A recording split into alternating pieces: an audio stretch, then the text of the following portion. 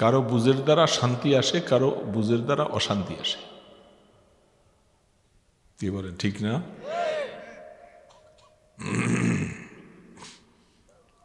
এটাই বুঝ।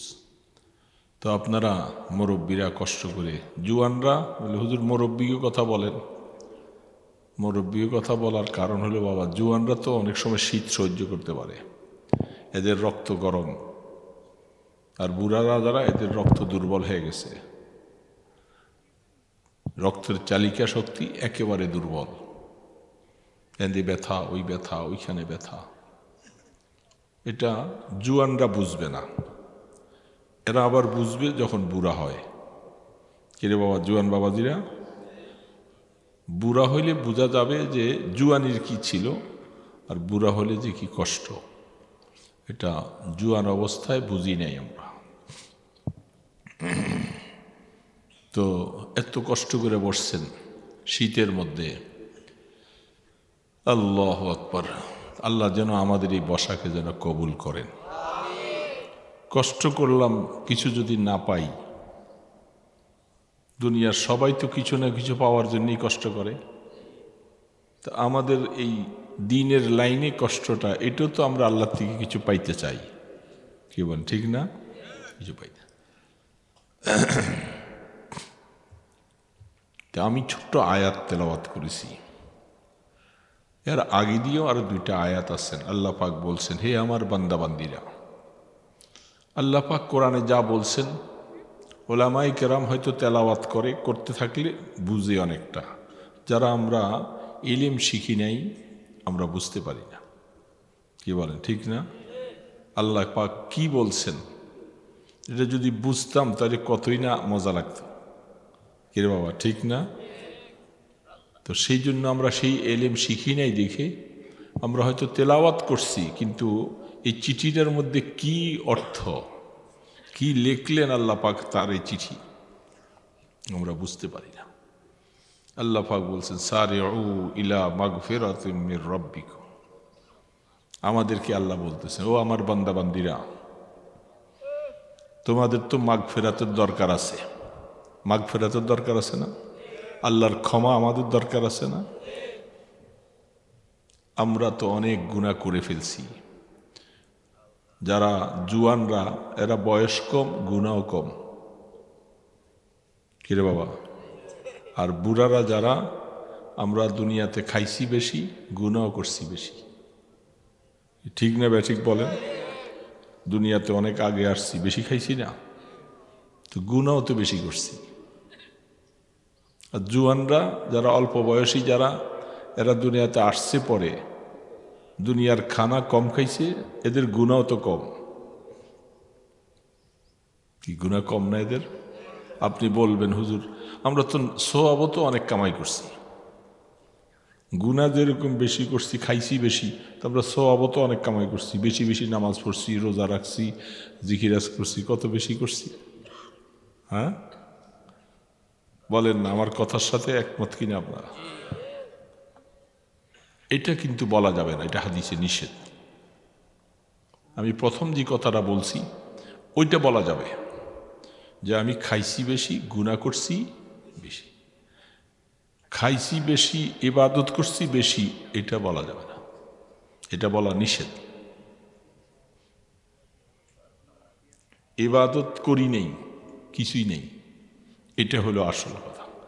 ইবাদত কিছু করছি, আমি খাইছি বেশি, ইবাদতও বেশি করছি, আল্লাহ রসুল বলছেন খবরদার এটা বলবি না। এটা বললে ওই শয়তান এসে তোকে ধোকা দিবে। ও বলবো তুই তো অনেক ইবাদত করছস, হাদিসে বলছেন এটা বলবো না, করি নাই যে এটাই বাস্তব। আর যা কিছু করছি এটা আল্লাহরে দেখাইবার মতো তেমন কিছু নেই। কিরে বাবা, ঠিক না? কি করছি? কিছুই তো করিনি। যার নেয়ামত খাইছি আল্লাহ পাকের, এই তুলনায় কি কিছু করছি? আপনারা একমত না? করিনি কিছু। হযরত শেখ ফরিদউদ্দীন আত্তার রহমতুল্লাহ আলাইহি, তিনি তার কিতাবের মধ্যে লিখছেন, তিনি একটা মুনাজাত লিখছেন তার কিতাবের মধ্যে। মুনাজাতটা এত অর্থবহ, এটা পড়লে যারা বুঝে চোখের পানি রাখতে পারে না। সেই মুনাজাতটার মধ্যে তিনি বলছেন, বেগুনা না গুজারতে বর্মা সাআতি, বেগুনা না গুজারতে বর্মা সাআতি, বা হুজুরি দিল না করদম তাতি। এত বড় মানুষ, অনেক বড় আল্লাহওয়ালা, শেখ ফরিদুদ্দিন আত্তার রহমতুল্লাহ, নাম শুনছেন না ওনার? একজন শেখ ফরিদুদ্দিন আত্তার, একজন শেখ সাদি, এরকম অনেক আল্লাহওয়ালা আছেন। শেখ ফরিদুদ্দিন আত্তার, ওনার নামটা আত্তার। আত্তার মানে আতর বেচনেওয়ালা, যারা আতর বেচতেন উনি আতরের বড় ব্যবসায়ী ছিলেন, অনেক বড় দোকান উনি আতর ব্যবসায়ী। তো আতরের দোকানে আতর অনেক। একদিন একটা মুসাফির মানুষ ছদ্মবেশে আইসা আতরের দোকানের সামনে দাঁড়াইছে। দাঁড়াইয়া এইটা দেখে, ওইটা দেখে, ওইটা দেখে, এটা দেন, এটা। শেখ ফরিদুদ্দিন আত্তার রহমতুল্লাহ রাগ হয়ে গেছে, এই মেয়ে আতর কিনবা না, এটা দেখো, ডিস্টার্ব করতেছো কেন? এর অনেকে বলে না দোকানদাররা, না কিনলে এখানে কেন আসছো, যাও গা। তো ওই মুসাফির বলতেছে, আপনি রাগ হয়ে গেলেন, আমি দেখলাম যে এত আতর, এগুলার নাম কেমনে মনে রাখেন আপনি? এগুলা নিয়েই তো সবসময় থাকেন, আপনি মরবেন কেমনে? দোকানদার আরো রাগ হয়ে গেছে, আমার মরা লইয়া তোর চিন্তা, হ্যাঁ? আর কিছু কথা বলতে পারল না, আমি কেমনে মরবো আমার জিজ্ঞেস। উনি চিন্তা গেছে, কয় রাগ হইয়েন না, আমি জিজ্ঞাসা করলাম যে আপনি কেমনে মরবেন? কয় আমি কেমনে মরবো এটার দরকার নাই, তুই কেমনে মরবি তুই তোর চিন্তা কর। এরকম বলে না অনেকে, আমার চিন্তা নিয়ে তোর কি দরকার, তুই কেমনে মরবি তোর চিন্তা কর। তো উনি বলে, ওই মুসাফির বলে, আমি কেমনে মরবো এটা আপনি দেখবেন? কয় এটাকে দেখবো মানে? দেখবো, এই মুসাফির আতর দোকানের সামনে চিত হইয়া শুইয়া গেছে কেবলামুখী, শুইছেন, দুই তিনটা ডাক দিছে, লা ইলাহা ইল্লাল্লাহ মুহাম্মাদুর রাসূলুল্লাহ, ডাক দিছে, নেই, শেষ।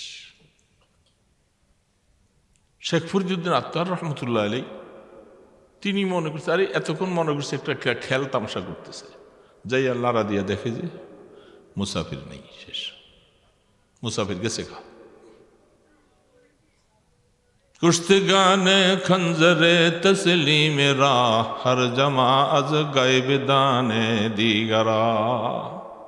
আল্লামা জালালউদ্দিন রুমি রহমতুল্লাহ আলাইহি বলেন, আল্লাহ দুনিয়ার মানুষের কাছে বন্দুক আছে, ছুরি আছে, তরবারি আছে, কত কিছু আছে, তোমার কাছে একটা কুদরতি ছুরি আছে, তোমার এই কুদরতি ছুরি দিয়ে তুমি কত মানুষকে তুমি মারছ, তোমার মনে চাইলেই হঠাৎ করে কত আল্লাহওয়ালারকে তুমি মাইরা মাইরা তোমার কাছে লয়ে গেছো। ছুরিটা, তোমার ছুরিটা বড় কঠিন ছুরি।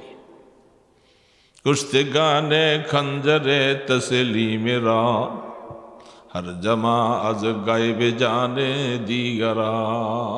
তোমার কাছে যে ছুরিটা, এটা তসলিমের ছুরি, তুমি ওই লোকগুলাকে নিয়ে যাও যারা তোমাকে আল্লাহ বলে বলে মহাব্বত করতে করতে করতে করতে জীবনটা শেষ করে দিছে, তোমারে ছাড়া কিছু বুঝে না, এরকম কিছু লোকের তুমি উঠে নিয়ে গেছো,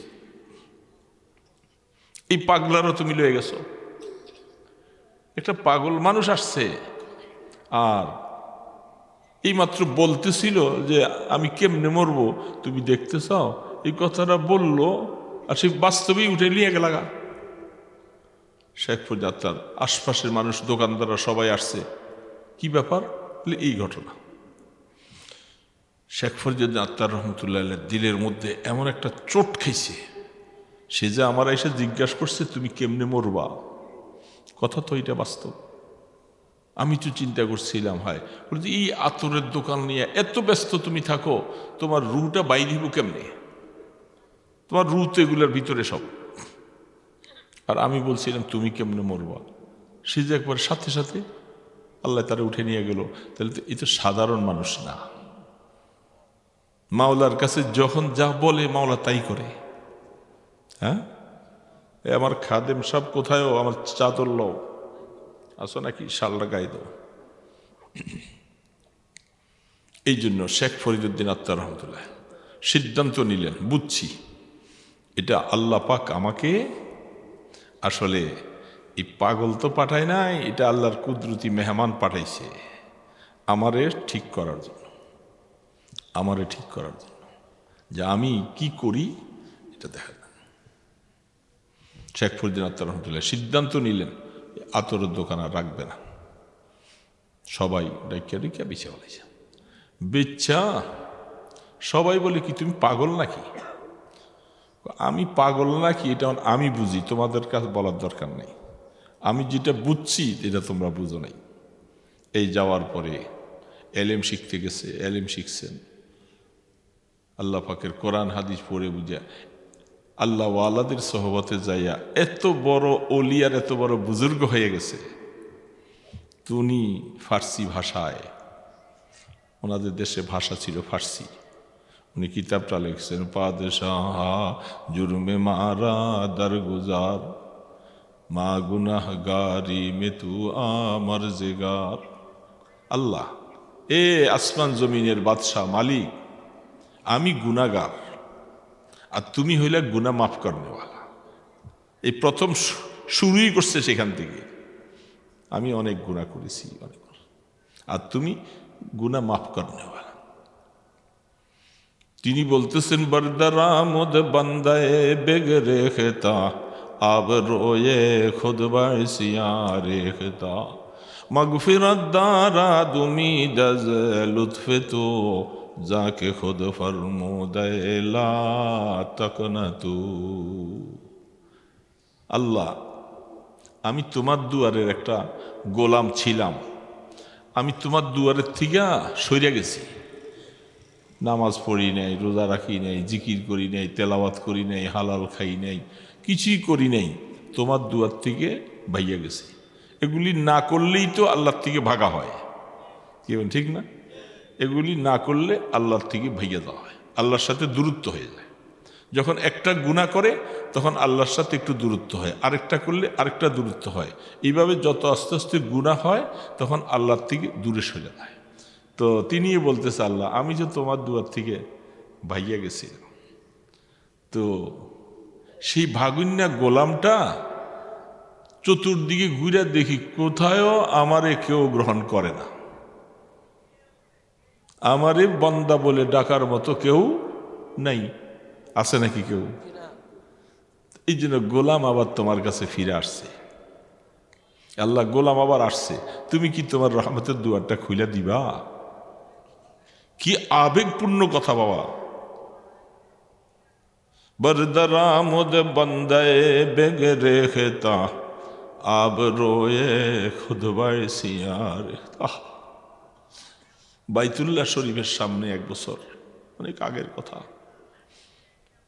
আল্লাহ পাকের ঘরের চৌকাঠ, ওইখানে দোয়া কবুলের জায়গা, বাইতুল্লাহ ঘরের চৌকাঠ।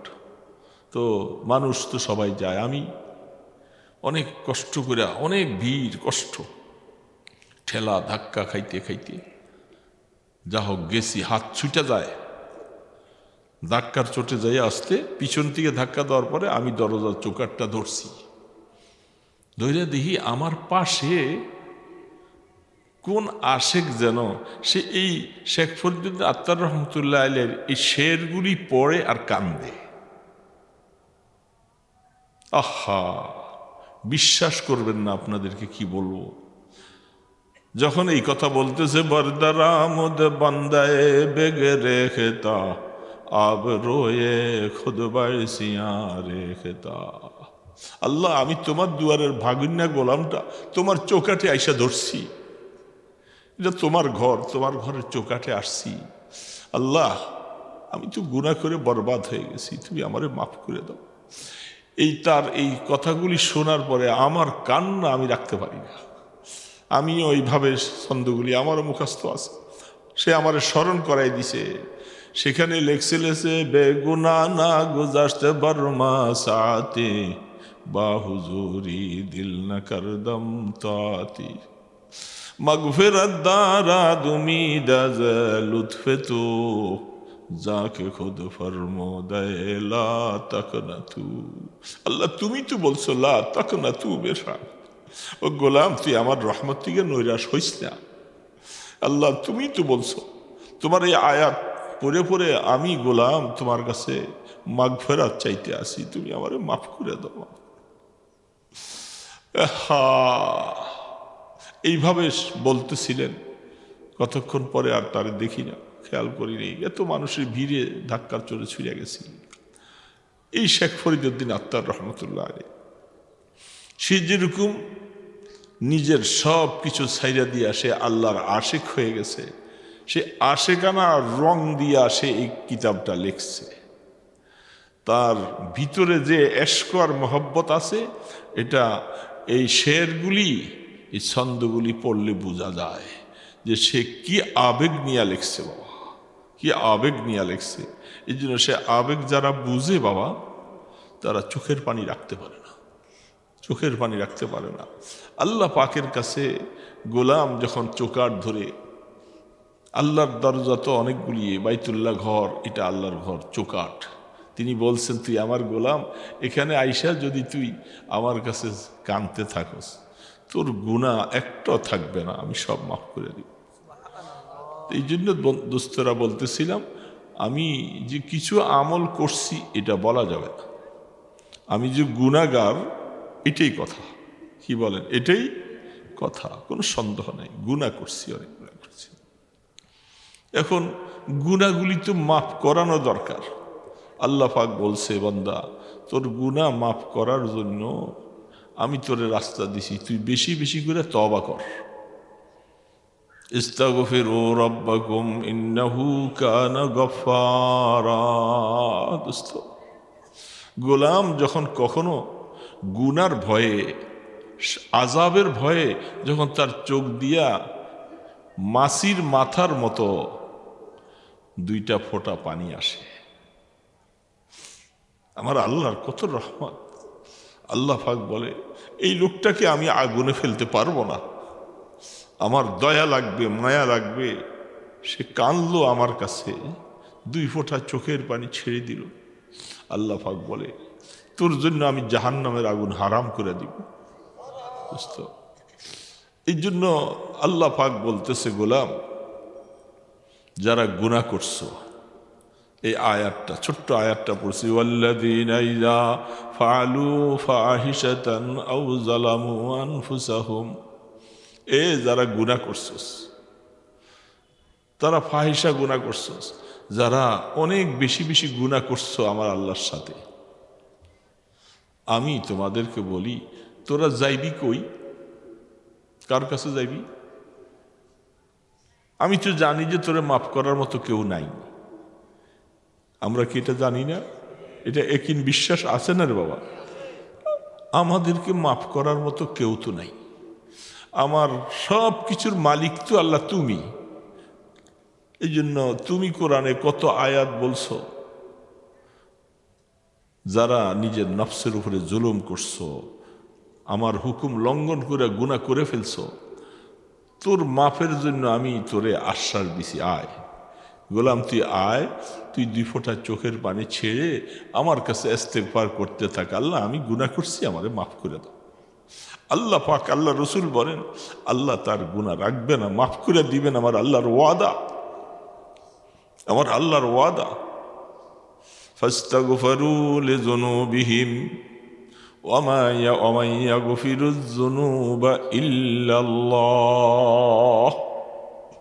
আমার আল্লাহ পাক বলতেছে গোলাম আমি তো তোরে এই কথা শোনাই দিতেছি গুনাহ মাফ করার মতো কেউ নাই একমাত্র আমি আল্লাহ আছি ওয়ামা ইয়াগফিরুয যুনুবা ইল্লাল্লাহ শুধু আল্লাহ আছেন তা আমরা তো এই আয়াতগুলি কোরআন শরীফে পাইছি শুনছি তেলাওয়াত করি আজকেও আমি তেলাওয়াত করতেছিলাম সকালবেলা এই তেলাওয়াতের সময় আমার সামনে আয়াতটা আসছে আসার পরে নিজেই চিন্তা করতেছি আহা অনেক বাবাজিরা আমরা তো তেলাওয়াত করি, অনেকে বুঝি না।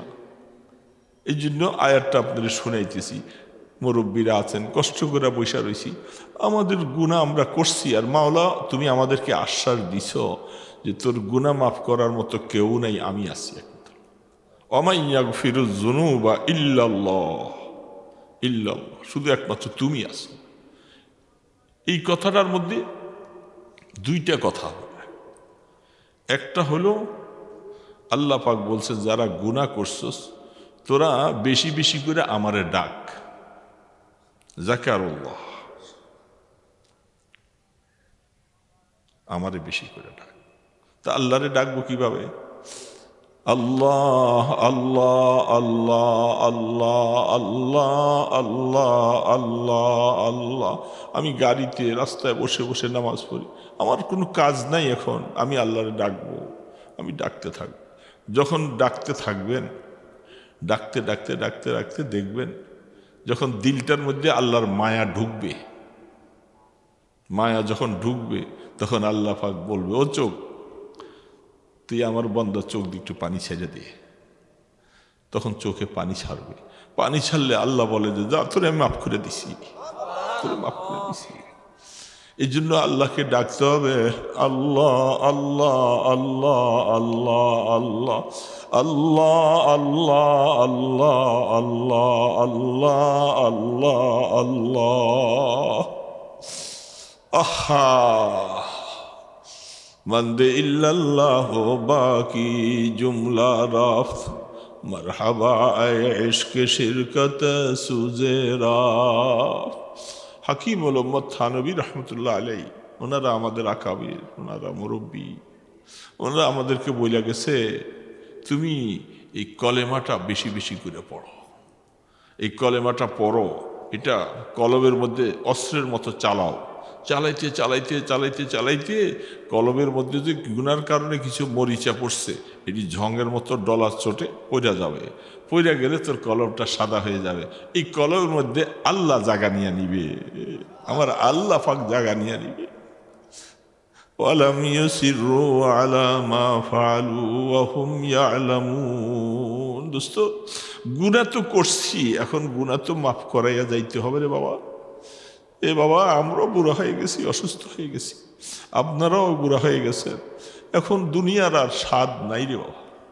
দুনিয়ার ছেলে মেয়ে গো, সংসার, ধর্ম, এটা সেটা বহুত কিছু দেখছি, দুনিয়ার স্বাদ এখন আর নাই। এখন কখন ডাক দিবে মাওলায় জামোগা, এটাই কথা, কিন্তু জামো যে কি নিয়ে দাম, কিছু কামাইতে করতে পারি নাই, খালি অবস্থা। আহা, খালি অবস্থায় রওনা। কারণ আল্লাহ পাক এই যে দেখেন এত শীত, এত কিছু গায়ে দিছি, শীত ঠান্ডা, এখন মৌতের ডাক আসলে চেয়ার থেকে পড়ে জামোগা ঢুইলা, গায়ের কাপড়টি থাকবে, ওই মসজিদের পালকিটা আনবো, আইনের মধ্যে শোয়াই একটা চাদর দিয়া বাহিরে ফাইলা রাখবো, কোনো তোষক দিব, কম্বল দিব। এখন লাশ বলে, এটা লাশ হয়ে গেছে, লাশ হাই, তার কোনো মূল্য নাই এখন আর। দুনিয়াওয়ালারা কেউ এর আর কদর করে না, কেউ কোনো দাম নাই এর। এখন সে কিছু আমাদেরকে দিতে পারবো না, খাওয়াইতে পারবো না, দিতে পারবো না, সব এখন লাশ। লাশ মানে লাশ হাই, এ গনার মানুষ না। বলে এই গায়ের জামাগুলি তখন তো আর খুলতে পারবো না, একটা কেসি দিয়ে আইন না সব কাইটটা কাইটটা বাইর করবো না। কয়েক ঘন্টা পরে কাফন বিছাও। আহা, কাফন নসিবে আছে কি না সেটাও তো জানি না, কোথায় মরে যায়, কোথায় কত মানুষ লঞ্চে ডুবা মরে যায়, যায় না, কোথায় কোথায় কি হয়ে যায়, কাফন নসিবে আছে কিনা সেটাও তো জানি না রে। তারপর একটা কবর করব,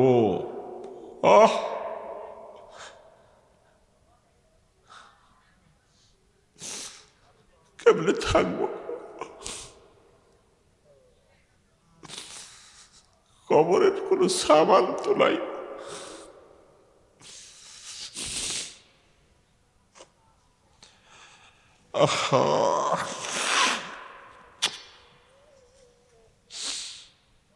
বাবা, কবরে নিয়ে রাইখা আসবে বাবা, সেখানে কেউ তো নাই, কেউ নাই, মাটির মধ্যে শুয়াই দিয়া কত হাজার মন মাটি বুকুর উপরে চাপা দিয়া শুয়াই দিয়া ছেলে মেয়ে কেউ আমার খবর নিবে না রে বাবা, আমার খবর কেউ দেখবে না, সবাই চলে আসবে। কয়েকদিন মায়ার কান্দা কানবে, সবাই সবার স্বার্থে কানছে, বাবা থাকতে আমি এটা পাইছি, ওইটা পাইছি, জায়গা পাইছি, জমিন পাইছি, সবকিছু পাইছি, এখন তো বাবা নাই, এখন আমাদেরকে কে দিবে? তারা এই জন্য না কানবে, আমার জন্য কে কানবে রে বাবা? আমার কবরে কি হতেছে এটার জন্য তো কেউ ব্যথা নাই, কেউ কিছু করতেও পারবে না, কোনো উপকারের কারণে একটু মুনকার নকির ফেরেশতা আসবে। আল্লাহ রসুল বলছে দুইজন ফেরেশতা কবরে আসবে, অপরিচিত, এদের কর্কশ মেজাজ, কঠোরভাবে চিনা যায় না, মুনকার নকির শব্দ মানির অপরিচিত, কেমন চেহারা নিয়ে আইসা মুর্দারকে বসাবে, আবার রুহটা দিবে, দিয়া কাফনের কাপড়টাকে সরাইয়া মুর্দারে বসাবে। দোস্ত, বসার পরে তিনটা সুয়াল তো করবে, আপনারে করবে, আমারে করবে, সবারই করবে, কাউরে বাদ দিবে, কাউরে বাদ দিবে না বাবা, খোদার কসম কাউরে বাদ দিবে না। তিনটা প্রশ্ন করবে, তোমার রবকে, তোমার দিন ধর্ম কি, তুমি নবীকে চিনো? এই জবাব যদি দিতে না পারি বাবা,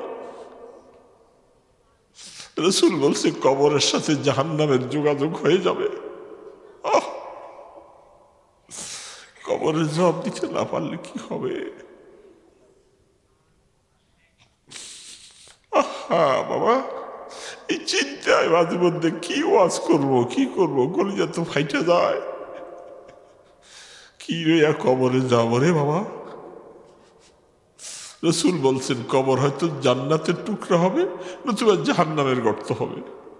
যদি জবাব দিতে পারো, তোমার কবরের মধ্যে জান্নাতের বিছান বিছাবে, গালিচা দিবে, জান্নাতের বাতাস হবে, আর নতুবা আগুন ধাউ ধাউ করে জ্বলবে, সাপ বিচ্ছুর হালাত হবে।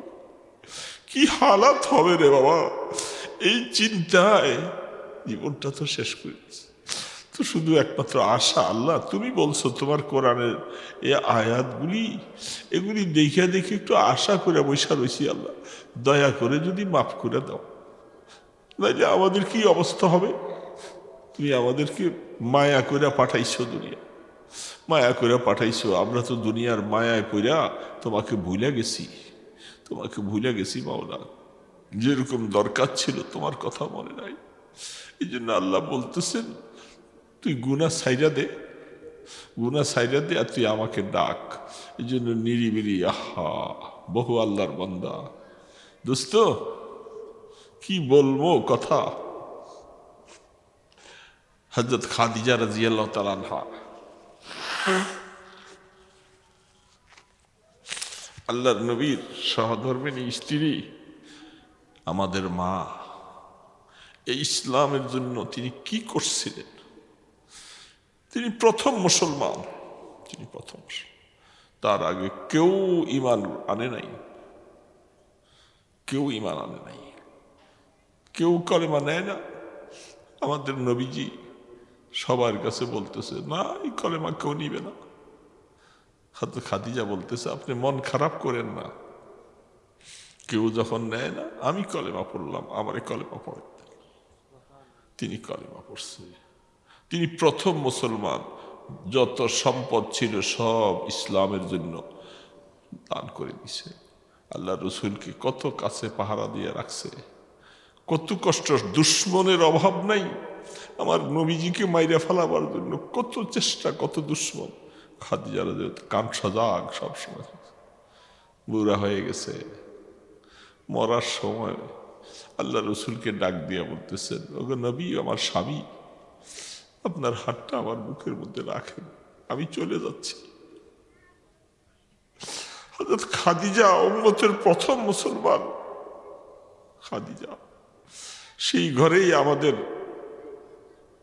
রসুলের 4 জন মেয়ে, যে ফাতেমা রাদিয়াল্লাহু তাআলা আনহা জান্নাতের সর্দারিনী হবে, সমস্ত মহিলাদের সর্দার হবে ফাতেমা। সেই ফাতেমা সহজেই ঘরে হইছেন, দুনিয়ার থেকে চলে যাবে। রসুলকে বলতেছেন, ও আমার রসুল স্বামী, আমি মরে গেলে আমার সাথে আপনার কাছে আমার একটা আবদার হলো, আমি আপনার খেদমত করতে পারি নাই। স্বামী হিসাবে হাদিসের পৃষ্ঠা দেখা যায় খাদিজা রাদিয়াল্লাহু আনহা খেদমতের ত্রুটি করেন নাই, তারপরে বলতেছে আমি আপনার নবী হিসাবে, স্বামী হিসাবে আপনার হক আদায় করতে পারিনি। এক নম্বর কথা, আমারে মাফ করে দিলেন। দুই নম্বর কথা হলো, আমি মারা গেলে আমার জানাজাটা আপনি পড়াবেন, আর আপনার গায়ের একটা জামা আমি খাদিজার কাফনের সাথে দিয়ে দিই। আপনার কাপড়টা দেখে, জামাটা দেখে যদি আমাকে একটু মাটি, একটু চাপের থেকে হেফাজত করে, কারণ নবীজির জামা, নবীজির সম্মান আল্লাহর কাছে ইজ্জত। তিন নম্বর, আপনার কাছে আবদার হলো, আমার লাশটা কবরে রাখলে, মাটি দিয়া দাফন করে দিলে, আপনি একটু আমার কবরের পাশে একটু থাইকেন। আমি কবরের জবাবগুলি দিতে পারি না পারি,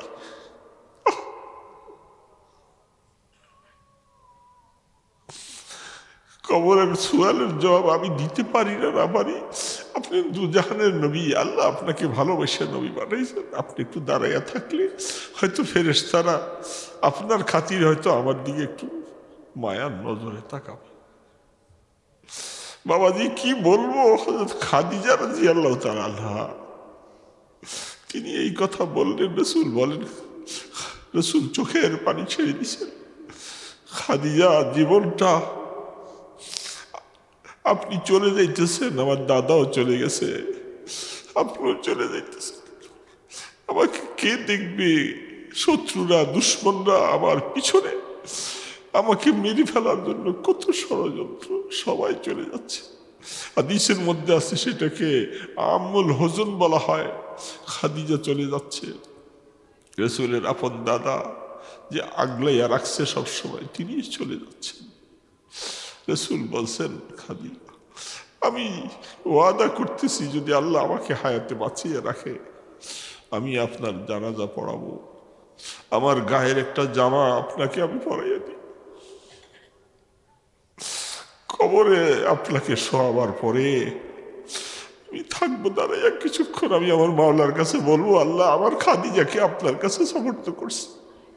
যে খাদিজা সর্বপ্রথম ইসলাম গ্রহণ করেছে, কেউ আমার এই কলেমা গ্রহণ করে নাই, আমার খাদিজা করছে, আমি দাঁড়াই থাকবো। দুশ্মনের অভাব নাই। হযরত খাদিজা রাদিয়াল্লাহু তাআলা আনহাকে ওই জান্নাতুল মুআল্লা কবরস্থানের একেবারে শেষ প্রান্তি উপরে সেইখানে দাফন করছে। যারা হাজী সাহেব দেখে আসছেন সেইখানে দাফন করেছে। হযরত খাদিজা রাদিয়াল্লাহু তাআলা আনহা দাফন করার পরে আল্লাহ রসুল ওই ওয়াদা অনুযায়ী দাঁড়িয়ে আছেন। সাহাবারা বলছেন কয়েকজন আছেন, অল্প কয়েকজন মুসলমান, তখন বেশি মুসলমান নাই, 40 জনও হয় নাই, এই কয়েকজন মুসলমান। এরা রসুলের সাথে বলে, তোমরা একটু দূরে যেয়ে দাঁড়াও, আমি একটু দাঁড়াই, আমার খাদিজার সাথে আমি ওয়াদা করছি, আমি খাদিজার কবরের পাশে একটু দাঁড়াও। আল্লাহ রসুল দাঁড়াইয়া রয়েছে। আল্লাহ পাক জিবরিলকে পাঠাইছে, জিবরিল যাও তো আমার বন্ধু খাদিজার কবরের পাশে কেন দাঁড়ায় রয়েছে, কেন দাঁড়ায় রয়েছে? রসুল বলেন, আমার খাদিজা মুনকার নাকিরের সওয়ালের জবাব দিতে পারে কিনা, এই পেরেশানিতে যাওয়ার সময় আমার সাথে আবদার করে গেছিল। মুনকার নাকিরের কথা রসুল পর্যন্ত চিন্তা করে, খাদিজা চিন্তা করে, আমার কি অবস্থা হবে রে বাবা, আমি কি করব, আমি কি ওয়াজ করতে আসছি, আমার সাথে কি মুআমেলা হবে? আল্লাহ পাক বলেন, জিবরিল যাও আমার বন্ধুকে বলো, খাদিজার ব্যাপারে ওনাকে চিন্তা করতে হবে না, খাদিজার জবাব তো আমি আল্লাহ আছি, আমি দিয়ে দিব। খাদিজা, খাদিজা আমার কত প্রিয় সাহাবিয়া ছিল। আমার নবীজির জন্য খাদিজার জীবনটাকে ওয়াকফ করে দিছে। আর প্রথম মুসলমান কেউ কলেমা গ্রহণ করে না, খাদিজা পড়ছে লা ইলাহা ইল্লাল্লাহ মুহাম্মাদ। আল্লাহ রসুল আশ্বস্ত হইয়া আসলেন ফিরে আইসা, মানে আশা যে আমার খাদিজাকে আল্লাহ মাফ করে দিয়েছে। দোস্ত কি লইয়া কবরে যাব এই চিন্তায় বাঁচি না বাবা। এই জন্য যে কদিন হায়াত আছে বাবা, নিরিবিলি একা একই বৈশা মাওলার কাছে মাওলারে ডাকো, মাওলারে ডাকো, জিকির আজকার করো আর মাওলার কাছে বলো আল্লাহ আল্লাহ মাফ করে দাও, মাফ করে দাও, মাফ করে দাও, মাফ করে দাও। তুমি মাফ না করলে আমি যাব কার কাছে? ভুল তো করছি, নিজে নিজে তো দুনিয়ায় আসি নাই, তুমি পাঠাইছো, কিন্তু আইসা তোমার কথা শুনি নাই, তোমার কথা শুনি নাই। কত ভুল যে করছি, তুমি কইছো এইদিকে যাও, আমি ওইদিকে গেছি। ওই সময় জুয়ানি ছিল, কথা বুঝি নাই, তোমার কথা মনে করি নাই যে এরকম একবার বুড়া হয়ে যাবো গা, এরকম একবার কমজোর হয়ে যাব, এটা তো বুঝি নাই। মনে করছিলাম এই জুয়ানি কত না কিছু। এই জুয়ার, এই জন্য জুয়ানরা দেখেন না কিভাবে চলে, তারা মানুষ মনে করে না মানুষকে, তাদের জুতার কর্মরি ভাজ ভুজ কত কিছু করে চলে।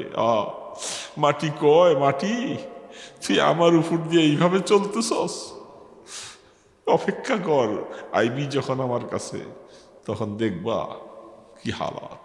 মাটি মাটি ডাক দিয়া বলে আনা বাইতুল দুদা, আনা বাইতুল গোরবা, আমি কিরা পোকার ঘর, আমি তো একা একির ঘর। কবর ডাকতে থাকে। এই জন্য বুড়া যারা হয়ে গেছে বাবা, বাবা আর সময় নাই, আর সময়, নিরিবিলি হও, একা একই হও। পারলে রাত্রের শেষ ভাগে উঠো, উঠা একটু 2-4 রাকাত নামাজ পড়ে আল্লাহর জিকির করো, লা ইলাহা ইল্লাল্লাহ, লা ইলাহা ইল্লাল্লাহ, লা ইলাহা ইল্লাল্লাহ, লা ইলাহা ইল্লাল্লাহ। নিরিবিলি বসে বসে ডাকো, আল্লাহরে ডাকো বাবা। আল্লাহরে ডাকতে আল্লাহ বলছে তুই আমারে ডাক। আল্লাহরে না ডাকলে বাবা ডাকবো আর কারে ডাকবো? আল্লাহকে ডাকবো। পারবো না রে বাবা, ডাকবো না রে, আমার মা আল্লাহরে ডাকবা না বাবা। আমার মাওলার জন্য কি মায়া লাগবে না? মাওলার কাছে কান্দো, রোনাজারি করো, কাঁদতে থাকো। একদিন তো ময়দানে হাসরে কান্না থাকবে না। আগুনের লেলিহান, আগুনের অবস্থায় ময়দানে হাসর সব উলঙ্গ উঠবে। কি হবে, কি হবে, কি হবে, কি হবে? হিসাব নিকাশে আমি পাশ করব না ফেল করব। সব মানুষ ছুটাছুটি দৌড়াদৌড়ি করতে থাকবে আর চাইয়া থাকবে।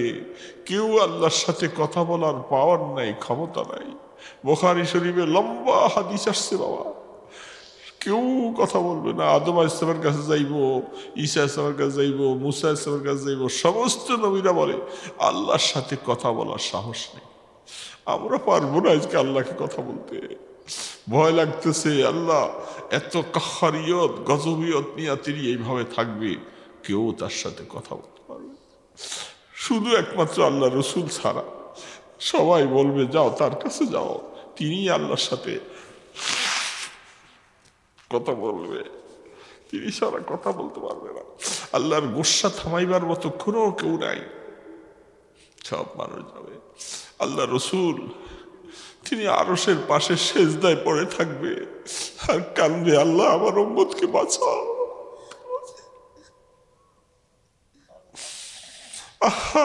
নবীকেও চিনি নাই বাবা, নবীও চিনলাম। এই উম্মতের জন্য তিনি কি কান্দবে সেদিন। আল্লাহ আমার উম্মতকে, রব্বি হাবলি উম্মতি, রব্বি হাবলি উম্মতি, আমার উম্মতেরা গুনাহ করছে, মাফ করে দিও আল্লাহ। রসুল কাঁদতে থাকবে, আল্লাহ পাককে ডাক দিয়া বলবে আল্লাহ আপনার বন্দারা এই ময়দানে হাসরে আজকা এত হাজার বৎসর চলে যাইতেছে, খাওয়া নাই, দাওয়া নাই, পানি নাই, আরাম নাই, বিশ্রাম নাই, রৌদ্রের তাপ, ঘামের সাগরে। একটু হিসাবটা এই আল্লাহ পাক বন্ধুর কথা শুনে বলবে এখন হিসাব শুরু করো। আল্লাহ পাক আরশে উপবিষ্ট হইয়া হিসাব শুরু করবে বাবা। কোরআন শরীফে আল্লাহ বলছেন হিসাব চুল চারা পরিমাণ হিসাব। নাযাউল মাওয়াজিন আল কিসত লিয়াউমিল কিয়ামাহ, আল্লাহ পাক বলে আমি ইনসাফের সাথে হিসাব করব। ইনসাফ, একটা চুল পরিমাণ ছাড় দিব না, একটা চুল পরিমাণ জুলুমও করব না। এই আয়াতগুলি দেখলে কলিজা থরথর করে কাঁপে। ইনসাফের সাথে হিসাব করলে তো ধরা পড়ে যাবো বাবা, কোনোভাবে বাঁচতে পারবো না। কত অন্যায় করেছি, কত কিছু করেছি। এই আল্লাহ পাক হিসাবের জন্য ডাকবে। সেই দিন ডাকলে আল্লাহ পাক বলছেন আমলনামা যদি তোর ডাইনাতে পাওয়ার নসিব হয়ে যায় তাইলে হিসাবে আর কড়াকড়ি হবে না। ডাক দিব আয় আয়, আসার পরে বলবে দেখবে না কিছু করছস, যা পার করে দে, হিসাবের কড়াকড়ি হবে না। আল্লাহ কোরআনে বলছেন ওয়া আম্মা মান উতিয়া কিতাবাহু বিয়ামিনি, যাদের আমলনামাটা সেদিন ডান হাতে আসবে ফাসাউফা ইউহাসাবু হিসাবে, আল্লাহ পাক বলে তোদের হিসাবে কোনো কড়াকড়ি নেই, আসবা আর আমি তোমাদের জন্য পার করে দিব। যা আবার আরশের নিচে বৈশা দস্তরখানে আরাম কর। নসিবে হবে কিনা জানি না বাবা, আল্লাহ যেন আমাদেরকে দয়া করে একটু নসিব করে দেন। বলে আমি আল্লাহ নসিব করে দিও, নসিব করে দিও বাবা। আমাদেরকে তুমি মারলে তোমার কি লাভ হবে? কি লাভ হবে? আল্লাহর কোনো ফায়দা হবে? কোনো লাভ আছে আল্লাহ? কোনো লাভ তো নেই আল্লাহ। তো তুমি আমাদেরকে কি লিগে মারবা, আগুনে পোড়াইবা? তোমার তো ক্ষমতা আছে আমাদেরকে মাফ করে দিলে, কেউ তোমার কৈফিয়ত দিতে পারবে না, কেউ জিজ্ঞেস করতে পারবে না আল্লাহ এগুলো মাফ করে দিছো কেন। এই পাওয়ার কি কারো আছে? আল্লাহ পাক বলে যে আমি আমার বান্দারে মাফ করে দিব, কার কি ক্ষমতা আছে আমার নিষেধ? এই জন্য মাওলারে আপন বানাও বাবা। যে কয়টা দিন আছে হায়াত মাওলারে ধরো, আঁকড়ে ধরো। মাওলা তোমার দুয়ার ছেড়ে আমি যাবো না, করে তোমাকে ডাকা ছাড়া আমি কোথাও যাব না, আমি তোমার দুয়ারে পইরা থাকবো। একটা কুত্তা দেখেন না গৃহস্থের দুয়ারে পইরা থাকে, অনেক সময় লাত্তি দেয়, জুতা দিয়ে পলাবাইরে বাড়ি দেয়, ঘেউ ঘেউ করে দূরে যাই আবার ঘুরাইয়া লেজ বসে এনে পইরা থাকে। মালিক কয়েকবার দেখে যে এটার দিয়ে তোকে ভাত দিয়ে আয়, এটার কাটা দিয়ে আয়, এটা যায় না দেহস এখানে। আল্লাহ আমরা তোমার রহমতের দুয়ারের কুত্তার মতো হইয়া থাকবো, তুমি আমার লাচ্ছি দিয়ে সরাই না, আমরা যাবো না এখন তোমার দুয়ারে, আমরা তোমার দুয়ারে পড়ে থাকবো। পারবা না রে বাবা, পারবা না, পারবা না, আমার আল্লাহর দুয়ারে পড়ে থাকবো। এই জন্য আল্লাহকে আপন বানাও বাবা, আল্লাহকে আপন বানাও। এই কষ্ট করে উঠছেন, এই কষ্টটাকে যেন আল্লাহ উসিলা করে, একটা উসিলা করে যেন মাফ করে দেয়। এই ছেলে পেলেগুলি কষ্ট করছে, কথা আর নয়, অনেক দূরে সফর। এই রাত্রটা কখন আল্লাহ নিয়ে পৌঁছাবে জানি না, রাতটা জাম থাকে। দোয়া চাই বাবা, এখন আর স্বাস্থ্য দেয় না, শরীরের অবস্থা ভালো না। এই ওয়াদা করছি দেখা আসছি এত দূরের থেকে কষ্ট করে, তো আল্লাহ যেন এই কষ্টটাকে একটু কবুল করেন। এটাই, এই ছেলে পেলেগুলি এত সুন্দর করে এত সুন্দর একটা আয়োজন করছে, এদেরকে এটা নাকি পুষ্কনি ছিল, এটা ভরর করছে মাশাআল্লাহ। ছেলেরা দিনের কাজ করতেছে, ভালো কাজ করতেছে। একটা মাহফিল হইল, এই বয়সে ছেলেরা অনেকে জুয়া, টাস, আড্ডা, হিরোইন, কত কিছু না করে। এই ছেলেগুলি একটা নেক কাজ করছে, এত সুন্দর একটা পুষ্করণী ভরর করছে। আপনারা তাদেরকে সহযোগিতা করবেন, দোয়া দিবেন, এদেরকে ভালো কাজের জন্য উৎসাহ করবেন, তাহলে ছেলেরা আরো ভালো হবে, এরা ভালো হবে। এই তাদের পরে ছোট ছেলেরা যারা আছে ওরাও বড়দের দেখা দেখা তারাও শিখবে। এই জন্য তাদেরকে উৎসাহ দিবেন, সন্তানরা যেন নামাজি হয়, তাদের জন্য ভালো কাজ করে চেষ্টা করব না ইনশাআল্লাহ। আস্তাগফিরুল্লাহ আল্লাযী লা ইলাহা ইল্লা হুয়াল হাইয়ুল কাইয়্যুম ওয়া আতুবু ইলাইহি। আস্তাগফিরুল্লাহ আল্লাযী লা ইলাহা ইল্লা হুয়াল হাইয়ুল কাইয়্যুম ওয়া আতুবু ইলাইহি। আস্তাগফিরুল্লাহ আল্লাযী লা ইলাহা ইল্লা হুয়াল হাইয়ুল কাইয়্যুম ওয়া আতুবু ইলাইহি। আস্তাগফিরুল্লাহ রাব্বী মিন কুল্লি যামবিন ওয়া আতুবু ইলাইহি। লা হাওলা ওয়া লা কুওয়াতা ইল্লা বিল্লাহিল আলিয়্যিল আযীম। লা হাওলা ওয়ালা কুওয়াতা ইল্লা বিল্লাহিল আলিয়্যিল আযীম। আল্লাহুম্মা সাল্লি আলা মুহাম্মাদ ওয়া আলা আলিহি ওয়া আসহাবিহি ওয়া বারিক ওয়া সাল্লিম। আল্লাহুম্মা সাল্লি আলা মুহাম্মাদ ওয়া আলা আলিহি ওয়া আসহাবিহি ওয়া বারিক ওয়া সাল্লিম। বাবা, নবীজির উপরে দুরূদ পড়বো বেশি বেশি করে, সাল্লাল্লাহু আলাইহি সাল্লাম, সাল্লাল্লাহু আলাইহি সাল্লাম। জিকির করবো, নবীজির দুরূদ পড়বো। এখন যারা বুড়া হয়ে গেছো, এত বেশি আমল পারবা না, যা পারো এই দুরূদ বেশি বেশি করে দুরূদ পড়বো, মদিনার নবী খুশি হবে। আল্লাহ আমাদেরকে তৌফিক দান করেন। আলহামদুলিল্লাহি রাব্বিল আলামিন। আলহামদুলিল্লাহি রাব্বিল আলামিন। والصلاة والسلام على أشرف الأنبياء والمرسلين. والصلاة والسلام على أشرف الأنبياء والمرسلين. يا حي يا قيوم برحمتك نستغيث. يا رحمن يا رحيم يا غفار يا ستار يا ذا القوة. لا إله إلا أنت، لا إله إلا أنت، لا إله إلا أنت سبحانك. এ আল্লাহ, আপনি পবিত্র, আপনি পূত, আপনি পবিত্র। ইন্নী কুনতু মিনাজ জালিমিন। আল্লাহ, নিশ্চয়ই আমি অনেক জুলুম করে ফেলছি। আল্লাহ, ইন্নী কুনতু মিনাজ জালিমিন। আল্লাহ, তুমি তো কোরআনে শিখিয়েছো, লা ইলাহা ইল্লা আনতা সুবহানাক ইন্নী কুনতু মিনাজ জালিমিন। আল্লাহ, ইউনুস আলাইহিস সালামকে তুমি এই দোয়া শিখাইছো। তুমি বলো, ইউনুস, নিশ্চয়ই আমি অনেক গুনাহ করেছি, আমি জালেম। আল্লাহ, সেই নবীর কথা আমরাও কোরআনে পাইছি, আমরা তো অনেক জুলুম করে ফেলছি। আল্লাহ, আমি অনেক গুনাহ করে ফেলছি। আল্লাহ, অনেক গুনাহ করে। আল্লাহ, আমাদেরকে মাফ করে দিবা না মাওলা। তুমি মাফ না করলে আমরা কার কাছে যাবো গো আল্লাহ? আল্লাহ, হায়াতের গাড়ি তো শেষ হয়ে আসছে, এক পা কবরের দিকে চলে যাইতেছে মাওলা। আল্লাহ, মৌতের ডাক দেওয়ার আগে আমাদের গুনাহগুলি মাফ করে দাও খোদা। ও ইজ্জতওয়ালা খোদা, ও রহমান রাহিম মাওলা, মাওলা, তোমার দুয়ার থেকে আমরা নৈরাশ হইয়া যাব, আমাদের এই বিশ্বাস নাই। তুমি আমাদেরকে অবশ্যই মাফ করে দিবা মাওলা। আমাদেরকে রহমতের কোলে উঠাইয়া লাও, তোমার আরশের ছায়ার নিচে আমাদেরকে একটু জায়গা দিও কিয়ামতের ময়দানে। কত বড় আরশ হবে তোমার মাওলা, তোমার আরশের জায়গার অভাব নাই মাওলা, আমাদেরকে একটু জায়গা দিও। আল্লাহ, পিপাসায় কলিজা ফেটে যাবে, পিপাসায় কলিজা ফেটে যাবে। আল্লাহ, তোমার নবীজির কাছে হাউজে কাউসার থাকবে। রাসূল বলছে, একটা গেলাস উম্মত নসিব হলে আর পিপাসা লাগবে না। আল্লাহ, আমরা নবীজিকে ভালোবাসি। আল্লাহ, মদিনার নবীকে আমরা ভালোবাসি। আল্লাহ, আল্লাহ, নবীজির হাউজে কাউসার নসিব করে দিও। আল্লাহ, আমাদের আব্বা আম্মাকে মাফ করে দাও। আল্লাহ, তাদেরকে কবরে শোয়া দিছি। আল্লাহ, কত বৎসর হয়ে গেল মাওলা, মা বাবার খবর নিতে পারি না মাওলা। এরা অনেক কষ্ট করেছে আমাদেরকে নিয়ে মাওলা। এই গালে কত চুমা দিছিল মা। আল্লাহ, মাকে শান্তিতে ঘুমাইতো তো দেই নাই মাওলা। রাত্রিবেলা দুধের জন্য মা মা করে কাঁদছিলাম, মার ঘুম হারাম হয়ে গেছে। আমাকে বুকে জড়াইয়া ধরে দুধ দিতেছিল, আর আমি মার বুকটা পেশাব করে ভিজাইয়া দিছি।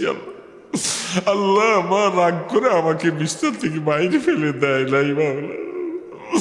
আদর করে গালে চুমা দিয়ে আমার বুকে জড়াইয়া ধরে রাখছিল। আল্লাহ, আমার এই মা কবরে কেমনে আছে মাওলা আমি জানি না মাওলা। আমাদের নেক আমলের সব আমাদের মা বাবার কবরে পৌঁছে দাও। আমাদের মা বাবাকে মাফ করে দাও মাওলা, আমাদের মা বাবাকে মাফ করে দাও। আল্লাহ, আমাদের ছেলে মেয়ে বিবি বাচ্চা সবাইকে মাফ করে দাও। কিয়ামতের ময়দানে সবাইকে নিয়ে জান্নাতুল ফেরদাউসে যাওয়ার তৌফিক করে দিও আল্লাহ। আল্লাহ, আমল নামাটা ডান হাতে দিও গো আল্লাহ। আল্লাহ, আমল নামা ডান হাতে দিও আল্লাহ। এ মাওলা, সব কিছু তোমার হাতে মাওলা। আমাদেরকে শাস্তি দিলে তোমার কোনো লাভ হবে না আল্লাহ। আল্লাহ, এই যুবকগুলি ভালো কাজ করতেছে, তাদেরকে কবুল করো আল্লাহ। এই মাঠ হাতকে কবুল করো, এ মজমাকে কবুল করে নাও। সমস্ত যুবকগুলাকে আল্লাহ তোমার দিকে ফিরাইয়া দাও, তাদের দিলটা তোমার দিকে ফিরাইয়া দাও, তারা যেন তোমাকে ছাড়া কিছুই না বুঝে। মাওলা, মাওলা, এই বুড়া বুড়া লোকগুলি হাত তুলছে আল্লাহ, আল্লাহ দয়া করে আমাদেরকে জিকিরের জন্য জিব্বা দান করো আল্লাহ, তোমাকে ডাকার মতো তৌফিক দান করো, মদিনার নবীর দুরূদ পড়ার তৌফিক দাও আল্লাহ, কবরস্থানে যত মুর্দার আছে সবাইকে মাফ করে দাও। আয় আল্লাহ, আয় আল্লাহ, মেহেরবানি করে আমাদের দুরূদ সালাম সোনার মদিনায় পৌঁছাইয়া দাও আল্লাহ, আপনার ইসমে আজমের উসিলে আমাদের দোয়াগুলি কবুল করেন। আল্লাহুম্মা সাল্লি আলা মুহাম্মদ ওয়া আলা আলিহি ওয়া আসহাবিহি ওয়া বারিক ওয়া সাল্লিম। সুবহান রাব্বিকা রাব্বিল ইজ্জাতি আম্মা ইয়াসিফুন ওয়া সালামুন আলাল মুরসালিন ওয়ালহামদুলিল্লাহি রাব্বিল আলামিন বিরহমাতিকা ইয়া আরহামার রাহিমিন।